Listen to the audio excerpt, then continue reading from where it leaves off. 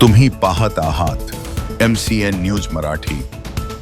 बुलढाणा जिल्ह्याच्या जळगाव जामोद तालुक्यातील राजुरा शेतशिवारातील शीरविरहित मृतदेह तपासातील गंभीर त्रुटी घाईघाईने काढलेल्या निष्कर्षामुळे बुलढाणा स्थानिक गुन्हे शाखेच्या एका पोलीस उपनिरीक्षकासह 3 पोलीस कर्मचाऱ्यांवर निलंबनाची कारवाई करण्यात आली। जळगाव जामोद तालुक्याच्या राजुरा शेतशिवारात आढळलेल्या शीरविरहित मृतदेह प्रकरणाचा उलगडा केल्याचा दावा LCBने यापूर्वी केला होता। या प्रकरणात शिवानी कळमेकर हिची हत्या झाल्याचा निष्कर्ष काढत तिचे वडील बापूराव कळमेकर आणि भाऊ अजय कळमेकर यांना अटक केली होती। मात्र काही दिवसानंतर मृतक शिवानी जिवंत असल्याचे समोर आल्यानंतर पूर्ण तपासावर प्रश्नचिन्ह निर्माण झालं। त्यामुळे तपास प्रक्रियेतील त्रुटींबाबत गंभीर आक्षेप नोंदवण्यात आले। या पार्श्वभूमीवर संबंधित अधिकाऱ्यांच्या भूमिकेची चौकशी करण्यात आली।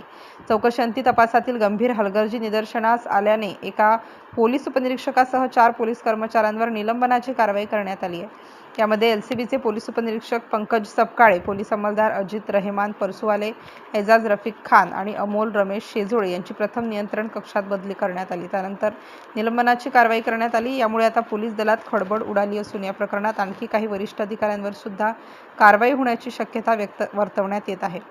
MCN न्यूज मराठीकरिता संपादक राजीव वाढे, जळगाव।